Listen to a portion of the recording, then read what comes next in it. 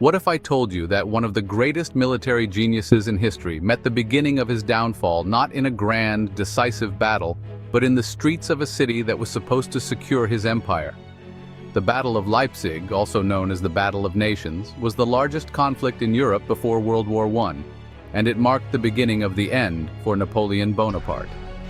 But what really happened at Leipzig that led to Napoleon's dramatic fall from power? Was it merely bad luck, or was there something deeper, something in the very strategy and leadership choices he made? In this video, we're going to explore the hidden factors behind Napoleon's failure at Leipzig, unraveling the complexities that history textbooks often overlook. And trust me, some of these details will completely change the way you think about the famed emperor. Before we dive into Napoleon's decline, make sure to hit that like button and subscribe to the channel if you're curious about uncovering the untold stories behind some of history's most pivotal moments. Napoleon's quest for control. At the height of his power, Napoleon was in control of much of continental Europe. His military prowess was unparalleled, and his influence extended far beyond France's borders. But after his disastrous invasion of Russia in 1812, the cracks in his empire began to show. Although Napoleon was still formidable, his aura of invincibility had been shattered, and his enemies sensed it. The Russian campaign not only decimated his Grande Armée, but it also emboldened coalitions of European powers that were eager to break free from his control.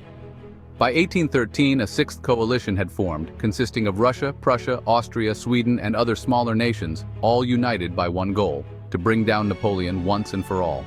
As Napoleon attempted to regain his footing, his enemies closed in. But was it really just external forces that led to his downfall? Or did Napoleon's own decisions play a role in sealing his fate? Could he have prevented the catastrophe at Leipzig, or was it inevitable? The build-up to Leipzig. The stage for the Battle of Leipzig was set after Napoleon's defeat in Russia. In the spring and summer of 1813, he had managed to rebuild his forces, though they were less experienced and less well-equipped than before. Napoleon, always confident in his military genius, sought to strike his enemies before they could fully unite against him. Initially, he had some success in a series of smaller battles. However, the sheer size and coordination of the coalition forces posed a challenge that even Napoleon hadn't fully anticipated. As the coalition armies converged on central Germany, it became clear that Leipzig, the largest city in Saxony, would be the next major battleground. Napoleon hoped to use Leipzig's strategic location and road network to cut off his enemies and defeat them piecemeal. However, by the time the battle commenced in mid-October, it was obvious that Napoleon had underestimated the strength and resolve of the coalition. His forces were outnumbered almost 2-to-1, with around 200,000 troops facing the coalition's 350,000. But as we know, Napoleon had faced long odds before and triumphed. So what made Leipzig different?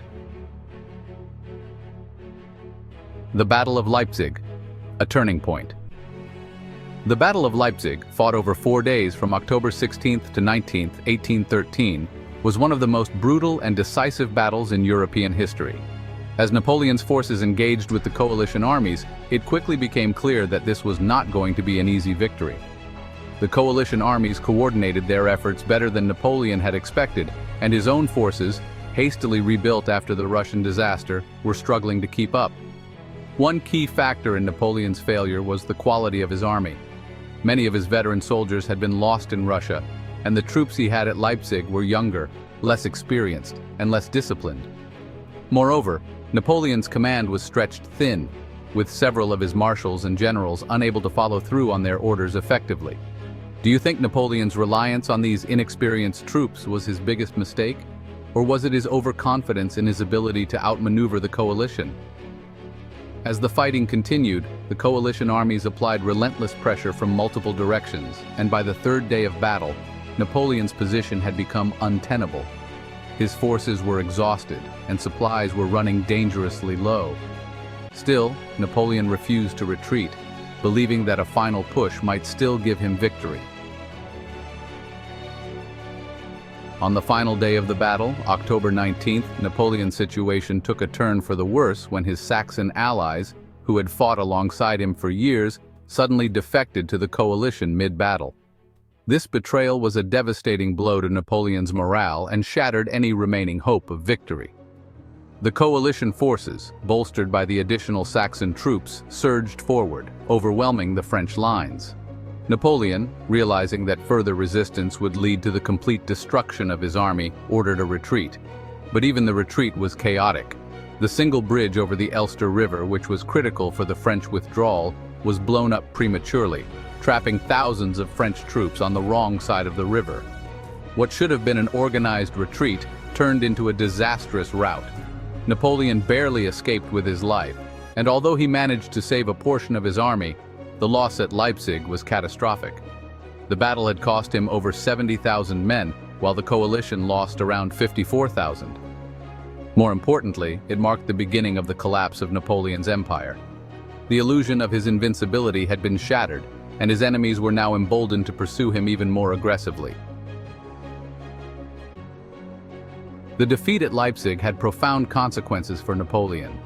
His control over Germany and much of Europe quickly unraveled as coalition forces marched west, liberating territories that had been under French domination for years. By early 1814, the coalition armies had invaded France itself, forcing Napoleon to fight on his own soil for the first time in his reign. Leipzig wasn't just a military defeat, it was a symbolic one. It proved that the tide had turned against Napoleon, and that the European powers were capable of uniting against him. His aura of invincibility, which had terrified his enemies for so long, was gone.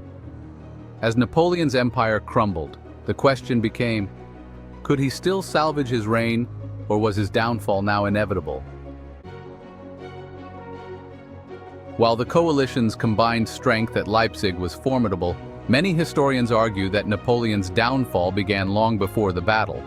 His overambitious invasion of Russia in 1812 was arguably the turning point from which he never truly recovered.